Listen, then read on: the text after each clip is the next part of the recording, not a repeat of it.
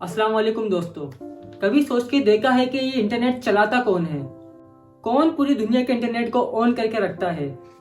बहुत से लोगों के मन में आएगा कि शायद इंटरनेट सर्विस प्रोवाइडर जो हम तक इंटरनेट पहुंचाते हैं, ये लोग इंटरनेट को ऑन करते हैं। लेकिन ये बात बिल्कुल सही नहीं है, क्योंकि एक कंपनी ने बंद किया यहाँ पे तो दूसरी कंपनी मौजूद है यहाँ पे।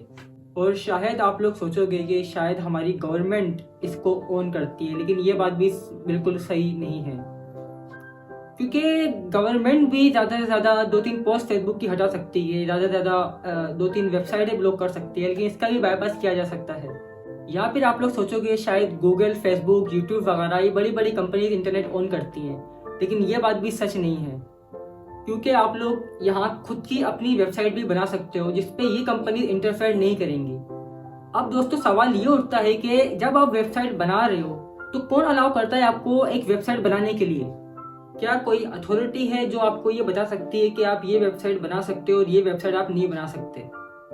तो दोस्तों इस एजुकेशन वीडियो में मैं आपको बताना चाहूंगा कि इंटरनेट आखिर काम किस तरीके से करता है, किस तरह ये इंटरनेट काम कर रहा है पूरी दुनिया के अंदर।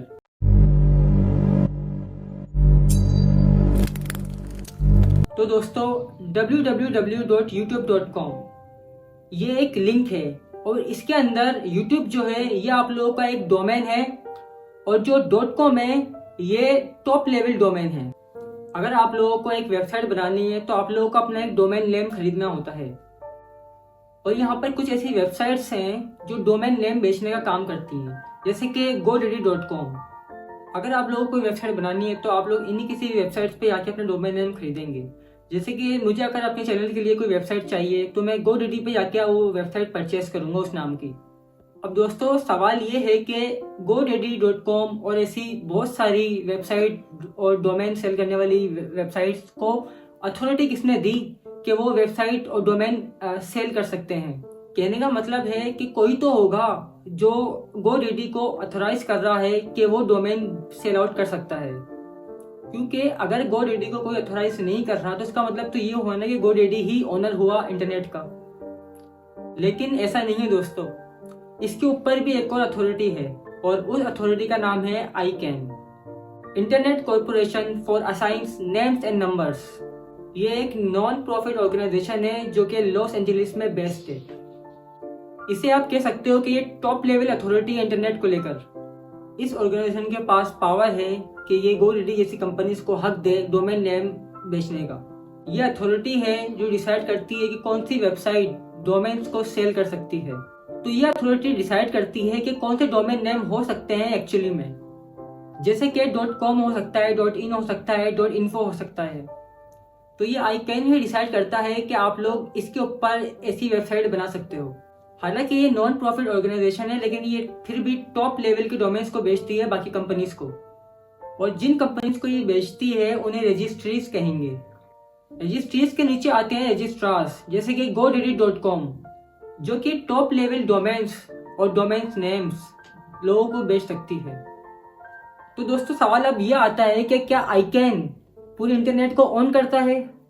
क्या ICANN ही पूरी दुनिया में इंटरनेट को चला रहा है? लेकिन ऐसा नहीं कहा जा सकता, क्योंकि इंटरनेट एक डिसेंट्रलाइज्ड नेटवर्क है पूरी दुनिया में। इंटरनेट को हम एक नेट की तरह समझ सकते हैं, क्योंकि जो भी कंप्यूटर और मोबाइल इंटरनेट से कनेक्टेड है वो एक इंटरनेट को बनाता है। उसे हम सर्वर कह सकते हैं, आपके मोबाइल को, आपके लैपटॉप को, आपके कंप्यूटर को। ये सब चीजें एक सर्वर हैं जो कि वायर से कनेक्टेड हैं। पूरी दुनिया भर में अंडर वाटर केबल्स बिछी हुई हैं अक्रॉस द कॉन्टिनेंट, जो कि दुनिया भर के सर्वर्स और कंप्यूटर्स को आपस में कनेक्ट करती हैं, जिसको हम इंटरनेट कहते हैं। अब आप पूछोगे कि मेरा मोबाइल तो वाईफाई पे चलता है, इसके साथ तो कोई केबल कनेक्टेड नहीं है, तो इसमें इंटरनेट कैसे आता है? बेसिकली आपके मोबाइल में जो सिग्नल आ रहे हैं वो टावर के थ्रू आते हैं, और टावर 3G 4G को इतनी ज्यादा रेंज नहीं होती। आप टावर की अगर थोड़ी दूर जाओगे तो आप तक सिग्नल नहीं आएगा। टावर आपके करीब है जब भी आपके पास सिग्नल आ रहे हैं, और ये टावर वायर से कनेक्टेड है। वो उस वायर से कनेक्टेड है इवेंचुअली जो पूरी दुनिया में जो वायर सप्लाई कर रहा है इंटरनेट उससे कनेक्टेड है। आप इस मैप में इजीली अंडरस्टैंड कर सकते हैं इसे। आप ये कह सकते हो कि जिस कंपनी ने ये वायर बिछाई हैं उसके बाद पावर है, क्योंकि वो अलग अलग जगहों पे ये वायर्स पहुंचा रही है।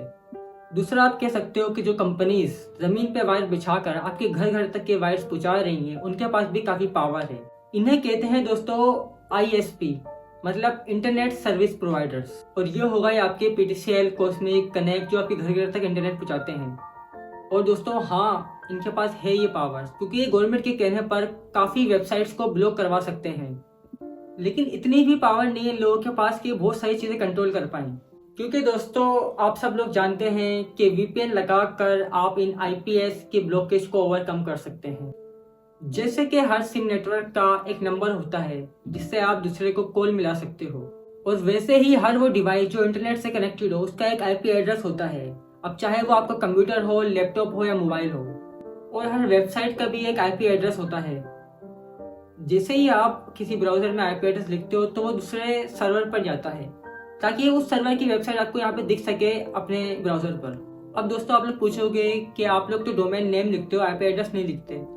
तो IP एड्रेस डोमेन से कनेक्टेड होता है, या ऐसा कह लो कि डोमेन नेम IP एड्रेस से कनेक्टेड होता है। जब आप लोग ब्राउजर में डोमेन नेम लिखते हो तो उस डोमेन नेम को IP एड्रेस में कनेक्ट करने वाली चीज को कहते हैं DNS, यानी कि डोमेन नेम सर्वर। अब अक्सर ये सर्विस प्रोवाइडर क्या करते हैं कि DNS से उस वेबसाइट को ब्लॉक कर देते हैं, ताकि अगर आप कोई डोमेन नेम लिखो तो वो उस IP एड्रेस से कनेक्ट ना कर सके। तो आपके सर्विस प्रोवाइडर का जो DNS है वो आपको ब्लॉक कर रहा है किसी वेबसाइट पे जाने से। तो उसके लिए आप लोग पब्लिक DNS इस्तेमाल कर सकते हो, जैसे कि गूगल का 8.8.8.8 होता है।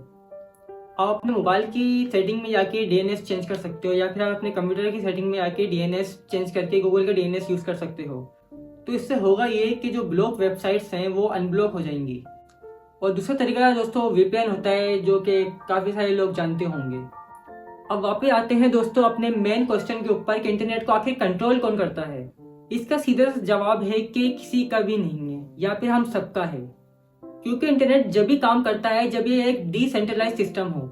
और अगर आपको इंटरनेट का एक पार्ट खरीदना है या इंटरनेट ऑन करना है तो इसका एक ही तरीका है कि आप एक वेबसाइट ऑन कर सको। अब आप अपनी वेबसाइट कैसे बना सकते हो? आप अपना एक डोमेन खरीदो, फिर उसके बाद आपको अपना एक सर्वर खरीदना पड़ेगा जिसमें आप अपनी वेबसाइट को स्टोर कर सको। और आजकल काफ़ी क्लाउड स्टोरेज सिस्टम भी आ चुके हैं, जैसे कि Amazon क्लाउड सर्विस है, जहाँ पे आप अपनी वेबसाइट को विचुअली स्टोर कर सकते हो। आपको फिजिकल सर्वर रखने की ज़रूरत नहीं है। अब आप पूछोगे कि स्टोरेज आपके मोबाइल और आपके कंप्यूटर में भी होती है, तो लेकिन दोस्तों उसमें इतनी स्पेस और प्रोसेसिंग पावर नहीं होती कि वो एक पूरी वेबसाइट को हैंडल कर सके। उसके पास सिंपली आपको अपना डोमेन नेम को सर्वर से लिंक करना पड़ेगा और अपने DNS को पब्लिश करना होगा। आप सोच के देखो दोस्तों कि एक आपकी वेबसाइट है और आपके घर में रखी हार्ड ड्राइव आपका सर्वर है, और आप उस वेबसाइट को अपने घर पे रखी एक पेन ड्राइव की तरह यूज कर पाओ। तो क्योंकि ये वेबसाइट आपको स्टोरेज दे रही है, क्योंकि ये वेबसाइट आपके हार्ड ड्राइव यानी आपके सर्वर से कनेक्टेड है। अब आप बाहर हो और आप सिर्फ इंटरनेट पे अपनी वेबसाइट खोलो और आपकी पेन ड्राइव को आप एक्सेस कर पाओ। इसमें बस फर्क इतना होगा कि ये आपकी वेबसाइट पूरी दुनिया एक्सेस नहीं कर सकती, क्योंकि इसके अंदर यूजर नेम और पासवर्ड है, इसको सिर्फ आप ही एक्सेस कर सकते हो। तो हुआ ये कि आपको एक वेबसाइट मिल गई जिसको आप अपनी एक पेन ड्राइव की तरह यूज कर पा रहे हो। तो ये तो दोस्तों आज की हमारी video. I hope you guys enjoy this video. If you enjoy this video, so please make sure subscribe our YouTube channel and like our video as well. Thank you.